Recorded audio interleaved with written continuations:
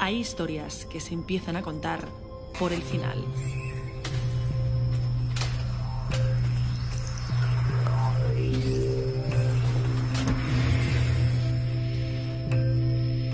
Aquí, donde la ciencia puede encontrar las huellas de nuestra vida. Una vida que a veces esconde secretos y deja un rastro de pistas falsas.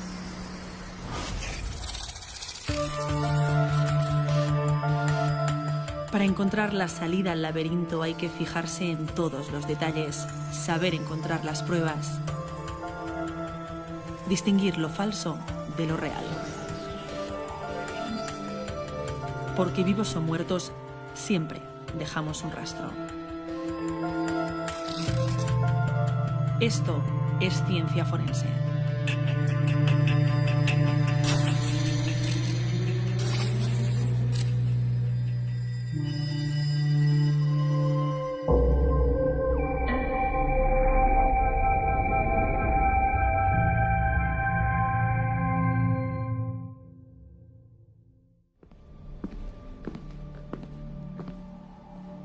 ¿Creen que matar es fácil? ¿Cómo piensa una mente criminal?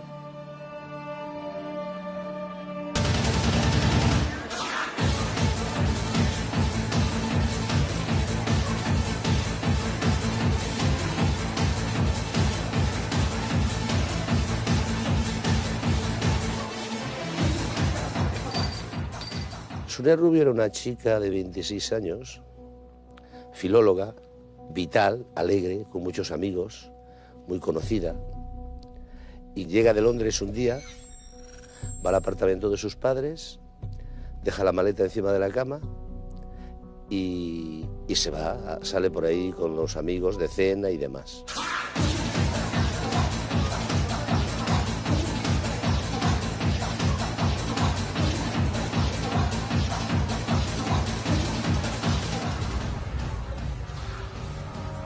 Me quedé parado. Quizá me vino una ráfaga de lucidez y empecé a comprender el alcance de mis actos.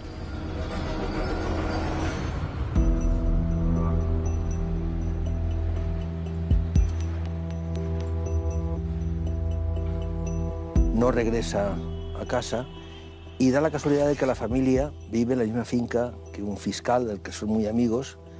El fiscal les invita a que denuncien la desaparición, aunque no han transcurrido ni 24 horas, y me toca a mí que estoy de guardia. Era una persona estructurada familiarmente, no tenía ningún problema familiar. Acababa de venir del extranjero, con lo cual tampoco era previsible un viaje. No sé, era difícil de admitir su desaparición en circunstancias normales.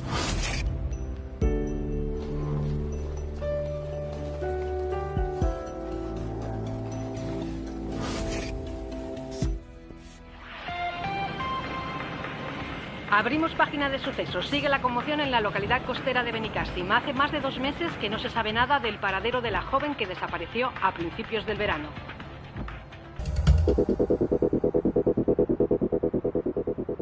Fue un impacto total, porque mediáticamente aquello se movió muchísimo. En el ambiente estaba que aquella desaparición no era normal.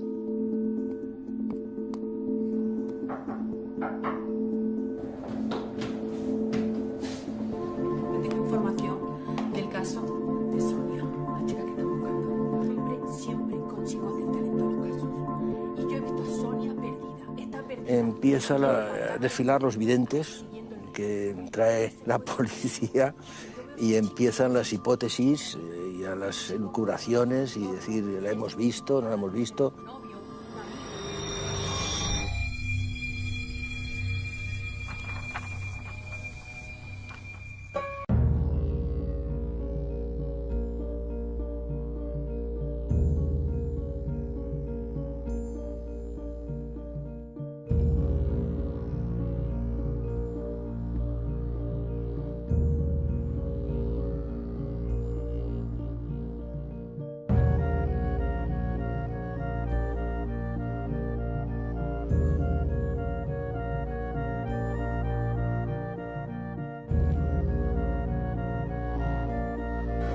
Pasa el verano y un cazador encuentra un cuerpo momificado de una mujer.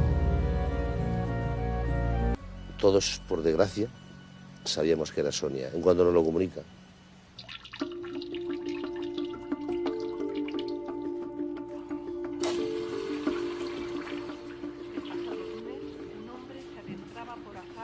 En este apartado camino, situado a 5 kilómetros del pueblo de Benicassim, en Castellón. A pocos metros de él, entre unos matorrales, descubría con horror unos restos humanos. Eran los de Sonia Rubio, la joven castellonense desaparecida el pasado 2 de julio. El triste hallazgo ponía fin trágicamente a las esperanzas de sus familiares y amigos.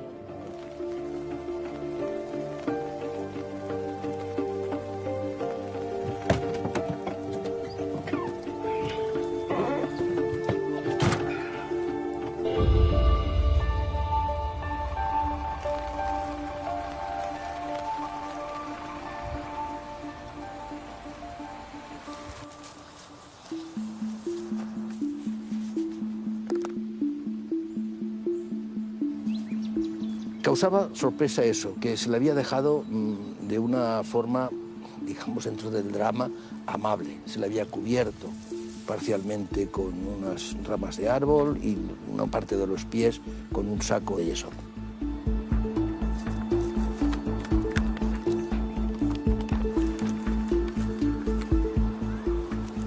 Y en la clínica médico forense, por análisis radiológico, se dedujo que había muerto estrangulada. Se descartaron las agresiones sexuales, no estaban confirmadas, y únicamente tenía una cosa muy característica en las mujeres, que es el hueso ioides estaba roto, tenía una astillita, que es lo típico cuando se estrangula manualmente.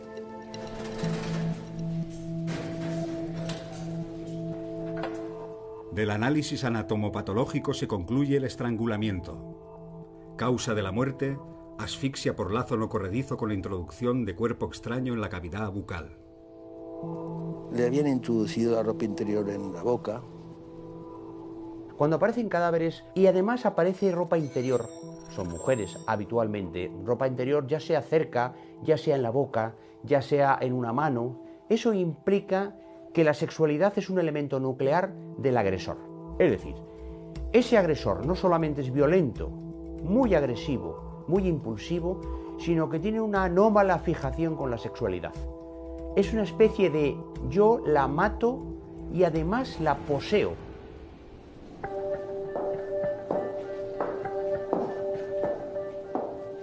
Ninguna violencia carece de sentido. Todo asesino pretende contar una historia.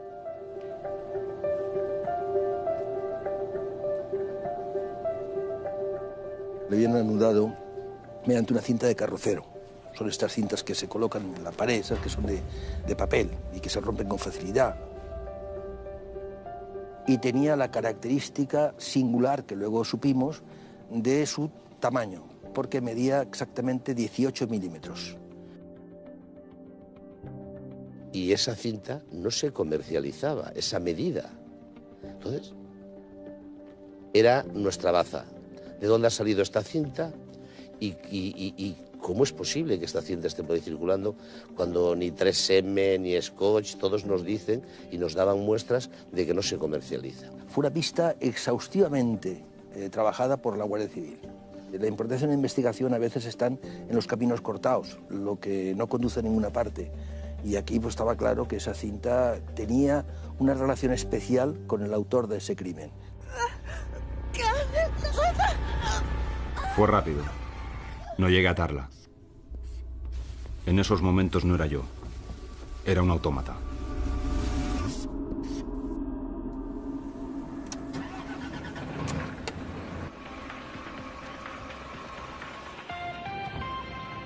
Y el titular de sucesos se vuelve a teñir de luto. 2 cadáveres de mujer con evidentes signos de descomposición han sido hallados en la provincia de Castellón. La comandancia de la Guardia Civil de la zona dirige la investigación cuando aún sigue abierto el caso de Sonia Rubio. Vamos ahora con la información meteorológica. En la provincia de Castellón siguen activos. Yo recuerdo que escuchaba un programa de radio en una cadena y a las 12 de la mañana, cuando empezaba la programación local, el periodista empezaba 262 días sin saber nada del asesino de Sonia Rubio y así. Hoy, mañana, pasado, y tú pensabas, dices, bueno, yo estoy haciendo mi trabajo, lo que puedo.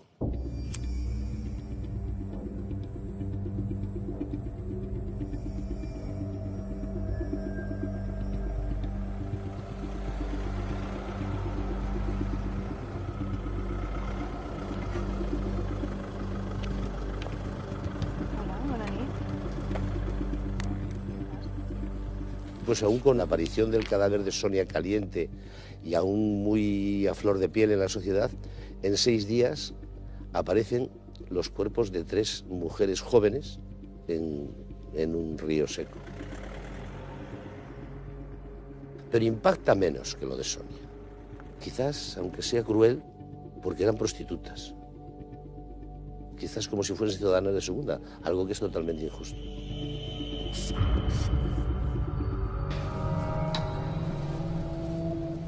Indicio 1B. Se remite bolsa de plástico al Departamento de Criminalística para posterior análisis lofoscópico. La Policía Nacional, que asumió aquella investigación y que de alguna forma presumía de más eficaz que la investigación que se llevaba en Castellón, pues estas rivalidades tontas que a veces surgen en las fuerzas de seguridad del Estado, pues encontró al asesino inmediatamente. Trajeron a un policía estrella, dijeron, y pues en el espacio de un mes el gobernador civil daba la rueda de prensa. Agradecer su asistencia a esta rueda de prensa que tiene por objeto darles cuenta del descubrimiento de lo que puede ser uno de los episodios más importantes de lo que hoy se conoce o se llaman asesinatos en serie en nuestro país.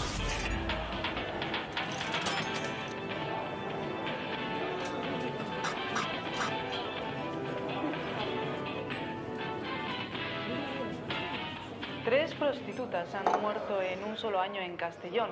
Después de largos meses de investigación, la policía ha detenido ahora a un hombre de 50 años como presunto autor de los crímenes. El presunto autor de los 3 asesinatos es un hombre de 50 años de nombre Claudio, que ya tiene antecedentes policiales por tráfico de drogas. Las 3 fallecidas tenían en común el consumo de heroína y el ejercicio de la prostitución. La policía apunta a un ajuste de cuentas como móvil de las 3 muertes. El detenido, descrito como de carácter muy violento, pasará esta tarde a disposición judicial. Los cadáveres de las 3 mujeres de entre 23 y 28 años aparecieron hace ahora un año muy cerca del cauce. ¿Quién es Claudio Alba? Claudio Alba era una persona de origen humilde, muy sencillo y con un carácter incluso un poco sumiso a veces. Era una persona que no destacaba especialmente por nada y se dedicaba al transporte con su camión.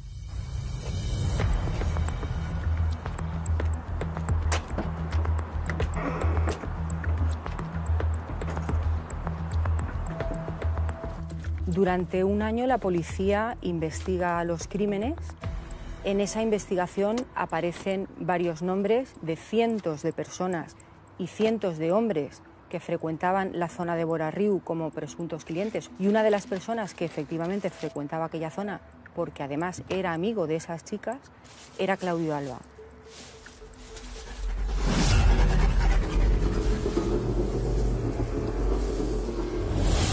Que una de las pruebas estrella que manejaba la policía para sostener esa acusación contra Claudio Alba era el haber encontrado una bolsa de plástico de un centro comercial conocido en España y uno de los cadáveres que encontraron de las chicas de Bora-Riu tenía cerca, o al parecer cerca del cadáver, se encontró una bolsa de plástico del mismo centro comercial. Esa era la supuesta prueba estrella de la policía. 3 días ya. No te vas. ¿Tienes lo que te has dado? ¿Te ríes? ¿Te suena lo que quieres? Porque te estaba amenazando en el camión hasta el desfajado. Dilo ya. Ella sí que lloraba.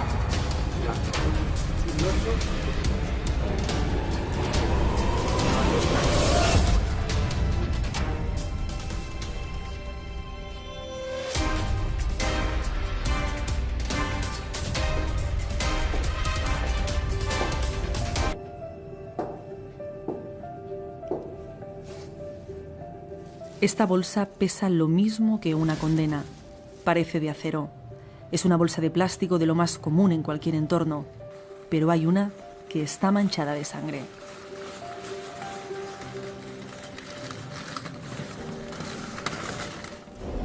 Claudio Alba desde el primer momento mantiene que es inocente. Insistía en que el asesino seguía en la calle y que las autoridades debían tener en cuenta ese dato para no dejar de buscar al verdadero culpable.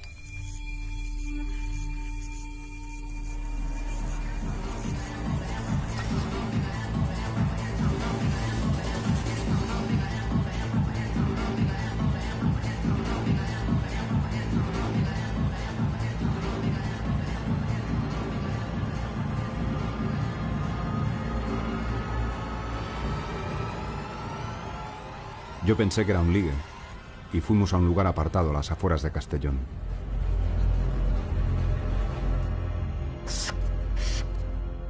Una vez Claudio Alba ya está ingresado en prisión, se siguen las investigaciones y un mes más tarde aparece el cadáver de otra chica.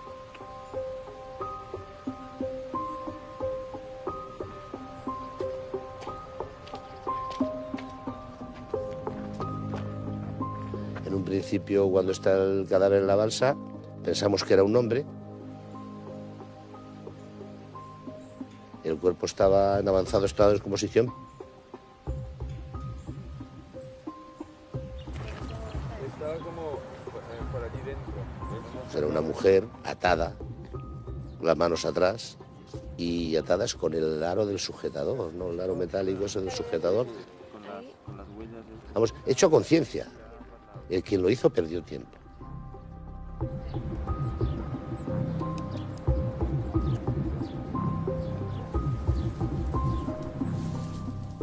Indicio número 2. Se remiten al Departamento de Criminalística un zapato talla 39 y un bolso de mano con objetos personales de la víctima.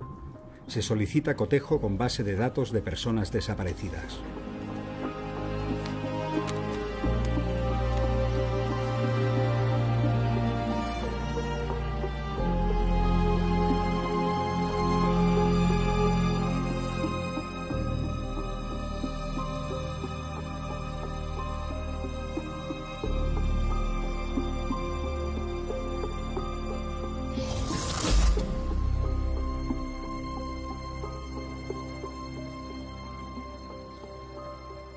Es el cadáver de otra mujer. Está atada con su propia ropa y aparentemente el cuerpo no presenta signos de violencia con armas. ¿El modus operandi y la firma son iguales que los anteriores? ¿Empiezan a ser ya demasiadas coincidencias?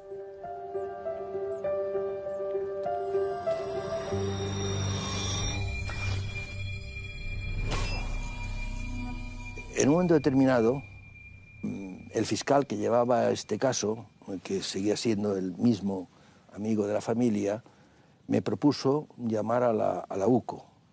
Hicimos un equipo de trabajo en el que integramos tanto la parte de Policía Judicial de Castellón como en este caso la sección de homicidios de UCO. Y a partir de ahí pues empezamos a trabajar. La llegada de la UCO para nosotros fue perfecta porque aparte de que son muy buenos, hay gente, estás más apoyado porque nosotros estábamos en un grupo de homicidios que encima teníamos el día a día. Y era una racha que en Castellón, por desgracia, había demasiados homicidios o asesinatos. Señores, buenos días. Antes de empezar, estos son los escenarios de los 5 crímenes, cometidos todos ellos en la provincia de Castellón. 5 asesinatos. Lo que sucede es que llega un momento en que la infructuosidad, la falta de éxito, la falta de explicación para tantas muertes, que era inaudito, porque en Castellón no se habían registrado tantas muertes en los últimos años, no en toda su vida, nos forzaba a plantearnos si era una banda de asesinos, si es que 2 o 3 se habían puesto de acuerdo, o es que era uno solo. Y esta era una hipótesis de trabajo. Hemos trabajado buscando asesinos individuales, planteémonos la hipótesis de si hay alguna conexión entre todas estas. Bien. Vamos a realizar un recorrido por el conjunto de pistas. 5 mujeres, todas asfixiadas, todas atadas con sus propias prendas. Ninguna ha sido violada. Detrás de cada muerte hay conciencia forense, ya que no se han dejado pistas a los investigadores. Los muertos hablan, solo hay que prestar más atención. Y todo apunta a un solo autor. Eran 5 muertes de una misma mano. Él estaba poniendo en jaque 2 veranos seguidos a Castellón.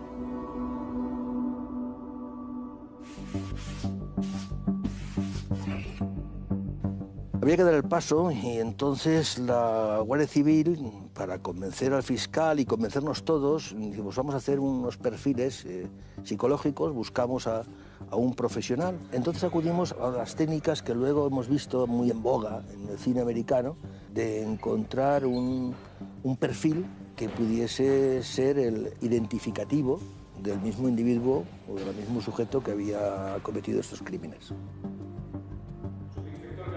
Un criminólogo forense que elabora un perfil es alguien que tiene que leer las huellas de comportamiento de una serie de escenas, integrarlas conjuntamente con toda la información que se ha recabado por parte de la policía, indicios físicos, declaraciones de testigos, otro tipo de pruebas, y a partir de ahí desarrollar una visión de qué tipo de sujeto, qué personalidad, qué estilo de vida.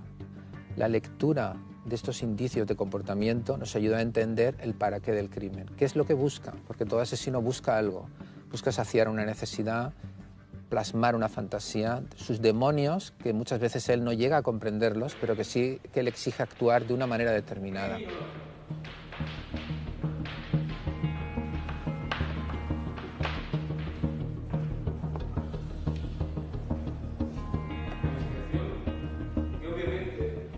A pesar de que existían 2 grupos de víctimas distintas, el común denominador, y esto fue muy importante, era mujeres que para él merecían morir por su conducta descarada, si se quiere llamar así, o excitante. A él le producían excitación y al mismo tiempo rechazo. Esto, unido al hecho de que se producían los crímenes durante el fin de semana, me llevó a pensar que se trataba de una persona que mantenía una fachada externa absolutamente normal, que era una persona que tenía unos hábitos de trabajo, que era una persona que estaba integrada. Esto me llevó a una pregunta muy interesante. ¿Qué sujeto es capaz de mostrar una violencia tan controlada, pero al mismo tiempo tan insaciable y extrema, y no tener ningún tipo de violencia anterior?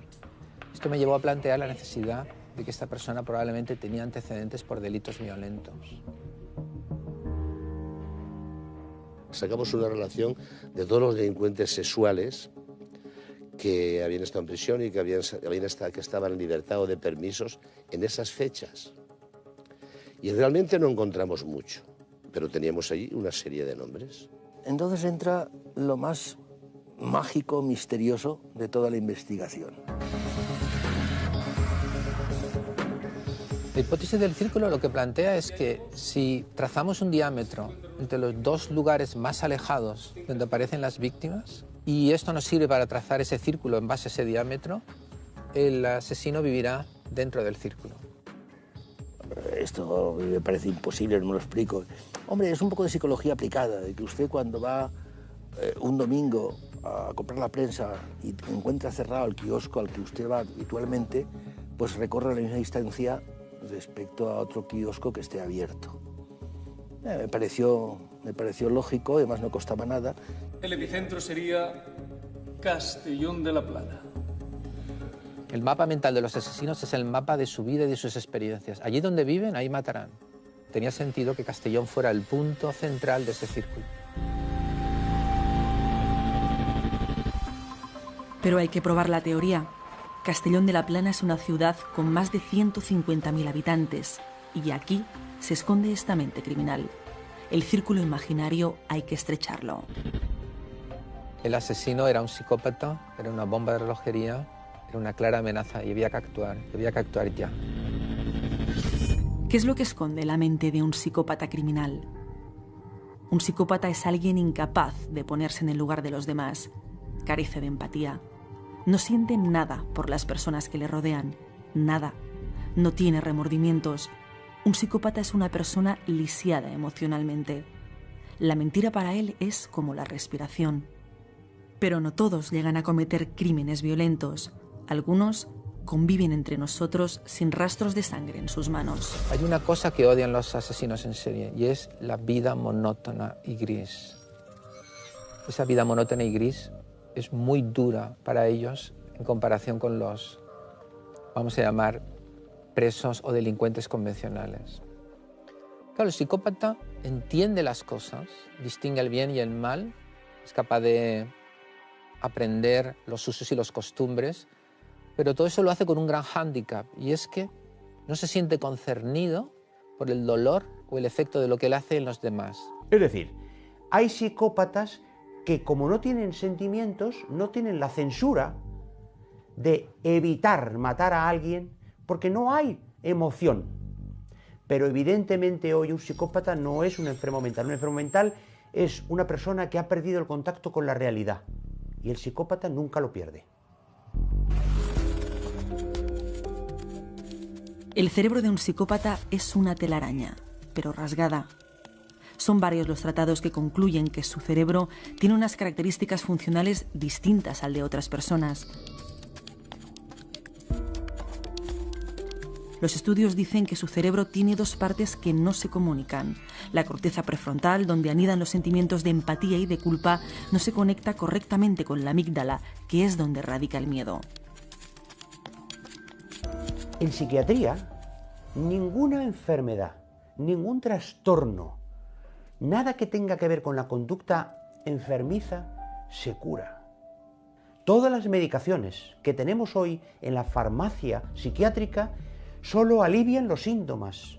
Por lo tanto, hoy el psicópata no tiene otra cura que el aislamiento para evitar que en el futuro haga más daño. Y en un futuro inmediato y no muy lejano tendremos que trabajar en el cerebro de esos psicópatas. Porque sí sabemos que con la psicocirugía, y esto es muy delicado, o con determinados elementos neuroquirúrgicos se puede controlar la conducta impulsiva del psicópata. Pero eso es hoy todavía ciencia ficción.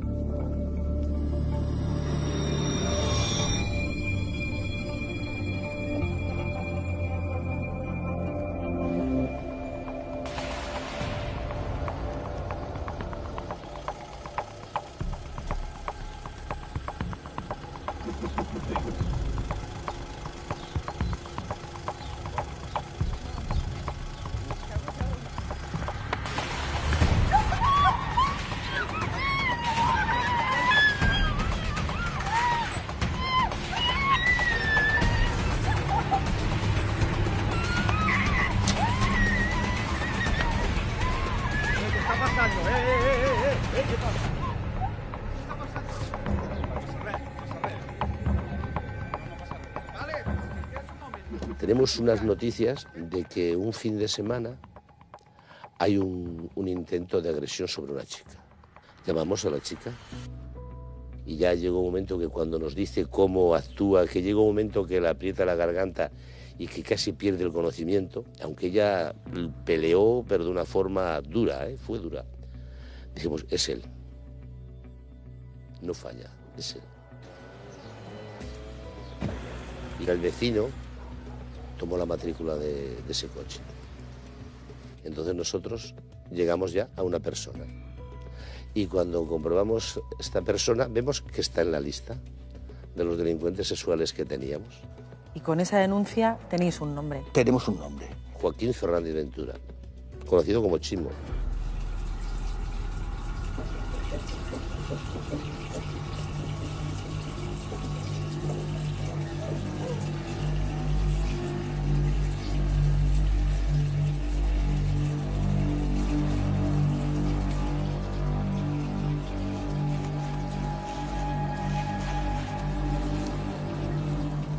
Eres tú quien nos ha estado hablando.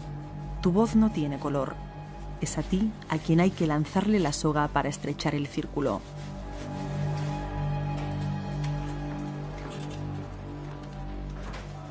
Él trabajaba en una compañía de seguros en el departamento de peritación de vehículos y allí estaba muy bien considerado.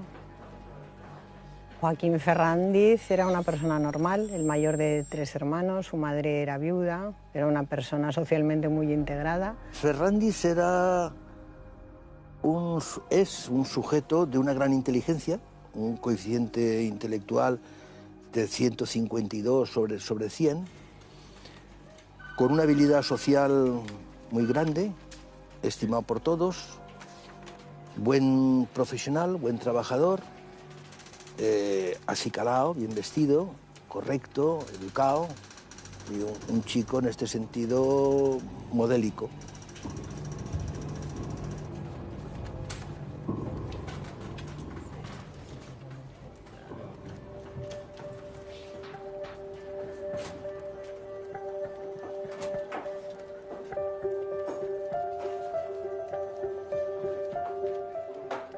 Estás en libertad condicional por un delito de violación. En 1989 te encarcelaron y cumpliste 6 de los 14 años de condena. Te ganaste la reducción de la pena por buena conducta. Ahora, los investigadores necesitan conseguir las pruebas forenses para inculparte.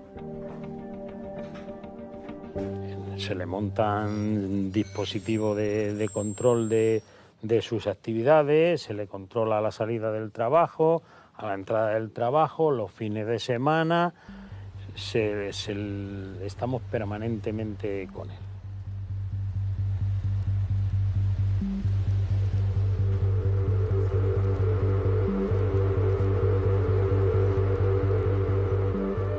De domingo hasta viernes noche era un ciudadano ejemplar, el domingo lavando el coche, el lunes yendo al trabajo, no saliendo por las noches, quedándose en casa.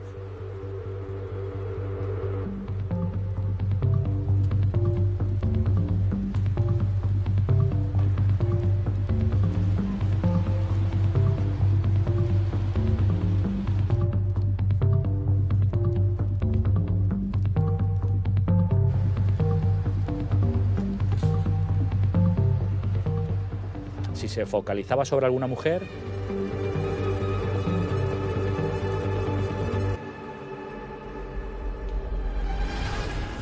empezaba a seguirle, a controlarla de una manera obsesiva.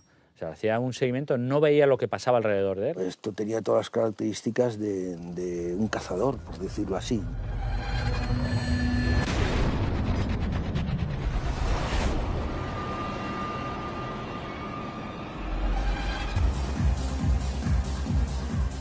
Y el viernes salía con los amigos hasta que los dejaba y entonces iba solo, por caminos donde no había circulación, se apostaba en discotecas y estaba allí horas.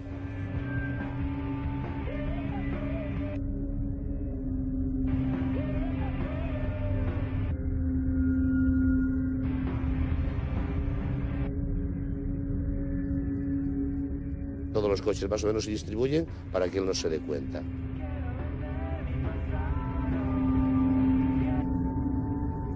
Y él, vemos que se baja de su coche y desaparece.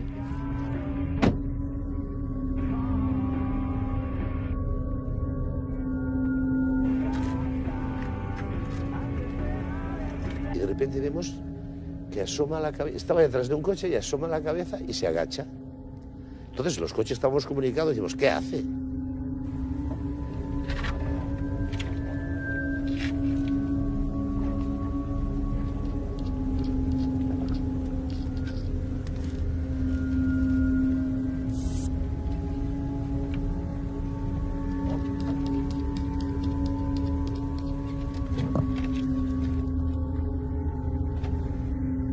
Entonces vemos que en el Renault 5 que estaba estacionado donde él había estado sentado, se monta una chiquita joven y se monta y se va. Y él sale detrás. Cuando pasa a la altura de uno de los equipos nuestros que tenemos montado de seguimiento, me comunican que el coche no lleva aire en las ruedas. Por lo que pensamos que cuando ha estado sentado en el bordillo, lo que ha estado es quitándole el aire de las ruedas.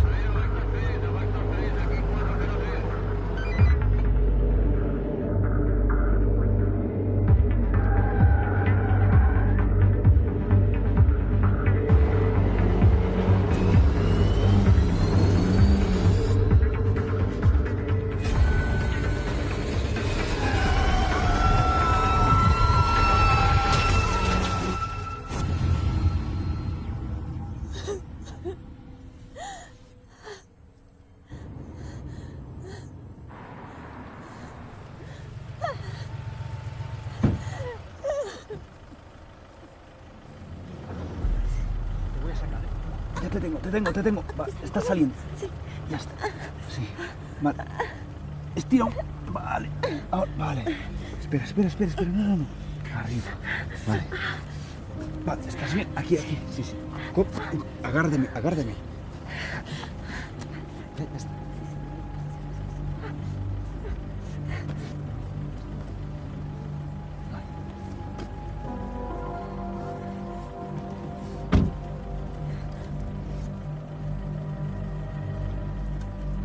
¿Todo bien por aquí? ¿La chica está bien? Sí. No, bueno, me la llevo al hospital. Gracias.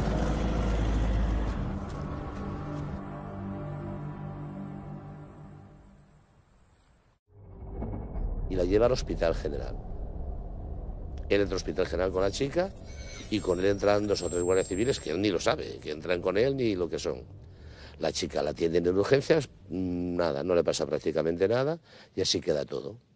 Esa misma mañana nos vamos a ver al juez, a su casa. Teníamos un convencimiento total. Yo ya estaba totalmente convencido, la Guardia Civil también, de fiscal. Lo cité al juzgado y le dije, mire usted, he ordenado el registro de su vivienda y quiero decirle cuál es la causa. Creo que usted es el autor material de la muerte de Sonia Rubio, de Amelia y puede que de más mujeres. El material del asesinato de Sonia y de Mónica. No me dijo nada, lo cual me sorprendió, no se defendió. Cuando ya creemos que tenemos el puzzle completado, teníamos que hacer un registro. Buscábamos algo en particular. Me acuerdo que fue agosto, calor infernal, y el registro duró unas 10 o 12 horas. Él no pidió ni un vaso de agua.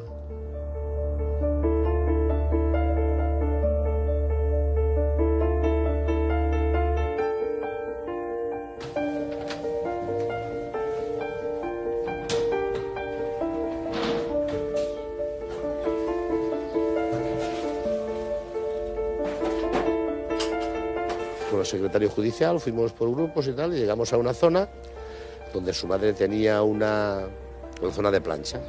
Había una estantería y había ahí solita en la estantería un rollo de cinta aislante. Y lo primero que hacemos es medirla.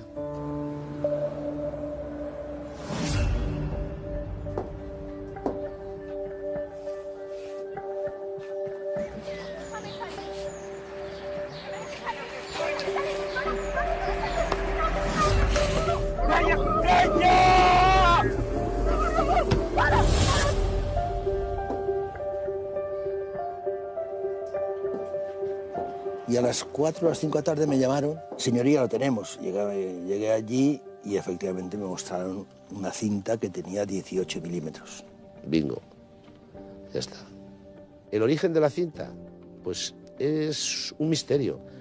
Su padre era marino mercante. Pues en cualquier viaje de cualquier país de África, además iba mucho a África y demás, pues a lo mejor ahí se utilizan esas medidas o las cortan para que sean más pequeñas o lo que sea. Y entonces, claro, eso él no lo sabía. Él se creía que era un rollo de cinta aislante normal y corriente. Claudio Alba disfruta hoy de su primer día de libertad sin cargos. A este hombre, caminero de profesión, lo acusaron de las muertes de 3 mujeres de Castellón. Ha estado 5 meses en prisión y casi 2 años procesado. La policía nunca tuvo pruebas contundentes contra Claudio. Acusaron, yo creo que porque yo conocía a una de esas 3 chicas, me dijeron que les daba igual que dijera que sí como que dijera que no. Y ya está. Yo hubiera querido hacerme famoso cantando. A la sociedad que creyó en mi culpabilidad le doy recuerdos. Y a los que no creyeron, pues un abrazo. Claudio Alba perdió su puesto de trabajo, perdió su vivienda, perdió materialmente todo lo que tenía, porque es imposible poder mantener una vida normal y laboral teniendo que acudir cada 2 días al juzgado para firmar, además de tener que verse sometido a informes psiquiátricos, informes psicológicos, el perjuicio fue evidentemente impagable.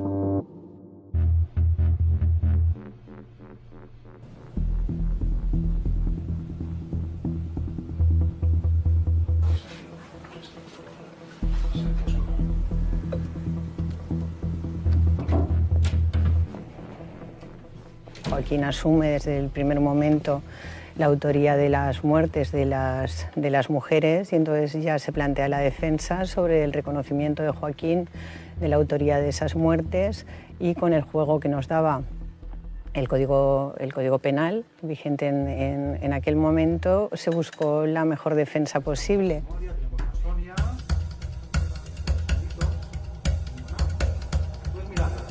Sabemos cómo lo has hecho, dónde lo has hecho, cuándo lo has hecho, todo el mundo está esperándote. Exactamente.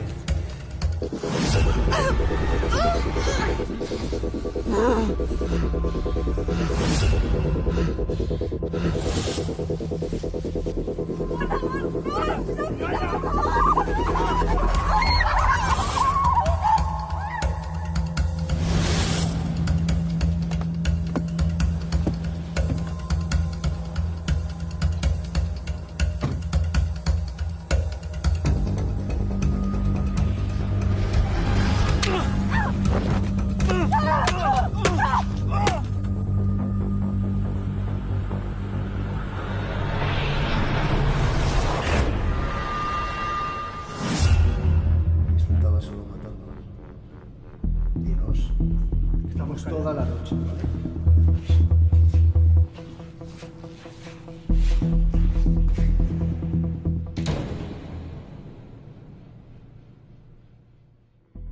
Admití, como quería él, la confesión suya, pero tenía que demostrar si eso respondía a la realidad o era todo una fantasía. Durante la reconstrucción de los hechos, ¿él se sentía importante?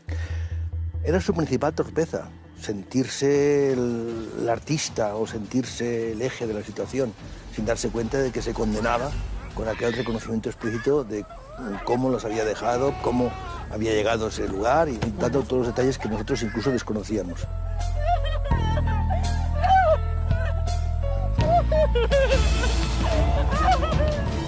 Nunca olvidaré sus gritos. Algo se trastocó en mí. ¡Vaya!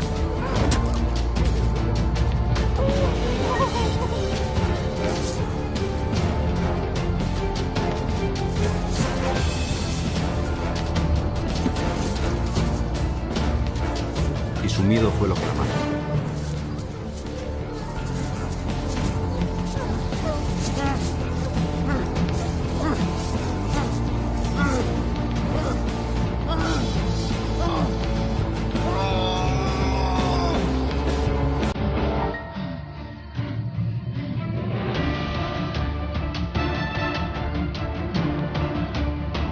Por fin se cayó y encontré una paz y tranquilidad como si no hubiese hecho nada malo.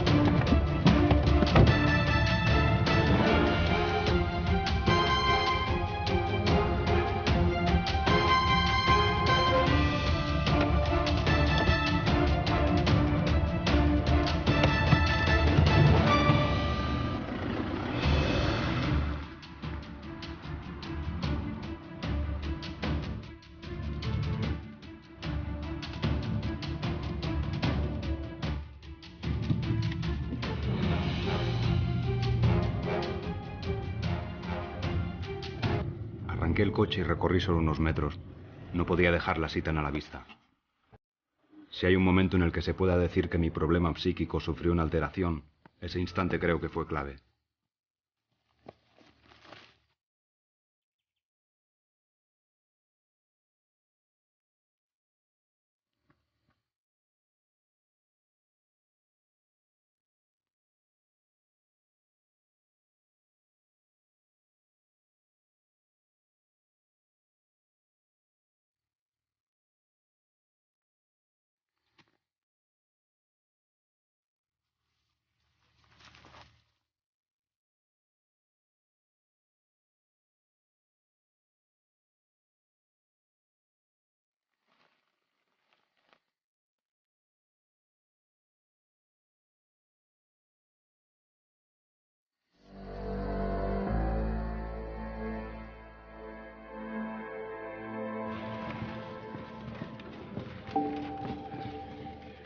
4 años después del primer asesinato empezó el juicio, y estas fueron tus únicas palabras en público.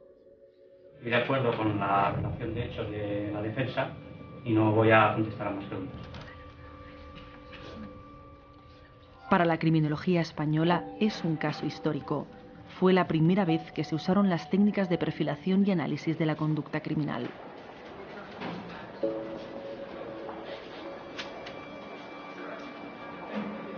Joaquín Fernández era culpable de los hechos que habían sucedido, pero tenía un problema y no podemos olvidar que, tal y como marca nuestra Constitución, la finalidad de todas las penas es la reinserción en la sociedad.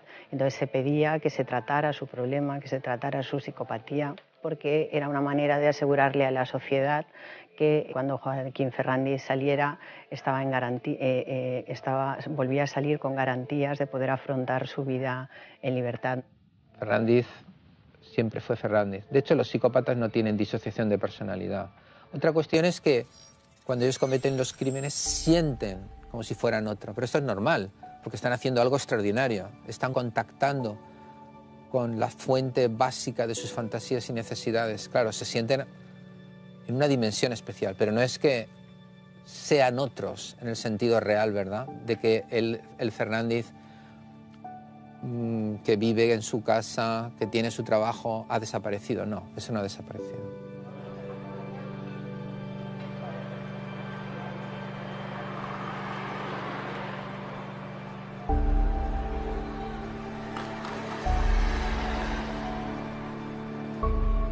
Siempre matabas en noches de verano y siempre ocultabas tu mente criminal entre luces de neón.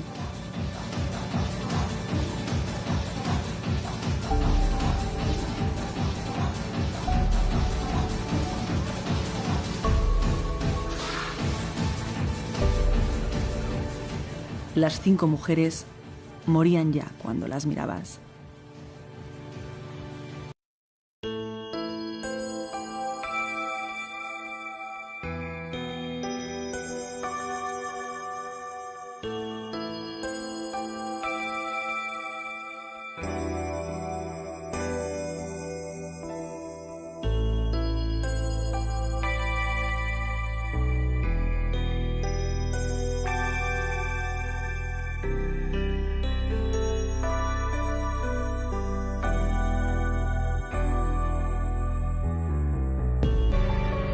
¿Un asesino en serie se llega a saciar?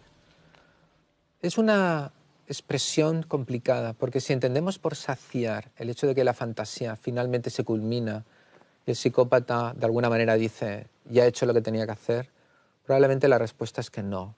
El psicópata y el asesino en serie perseveran en su naturaleza esencial.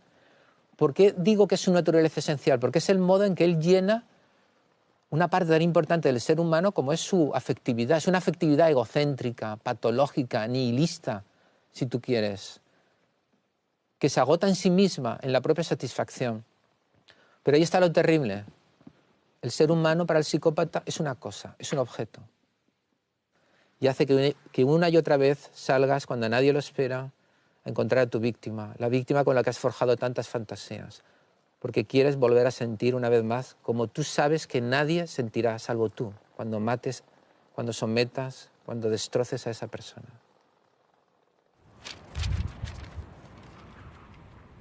Viví durante más de 3 años de espaldas a la realidad, sin reconocer todos estos hechos. No era amnesia, era un sistema mental defensivo que me había dejado vivir sin culpa.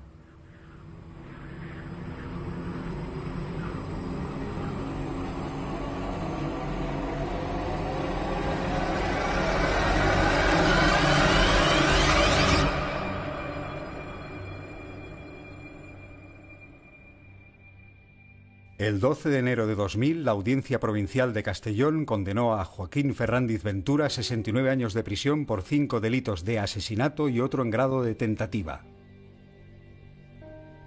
El Tribunal Supremo ratificó la sentencia. El Ministerio Fiscal y la acusación particular solicitaron la responsabilidad civil subsidiaria del Estado, argumentando que Joaquín Fernández había cometido los delitos estando en libertad condicional. El Tribunal Supremo la denegó. Claudio Alba murió poco después de salir de la cárcel. Joaquín Ferrandiz podría solicitar la libertad condicional en abril de 2017. Su condena se extingue en junio de 2026.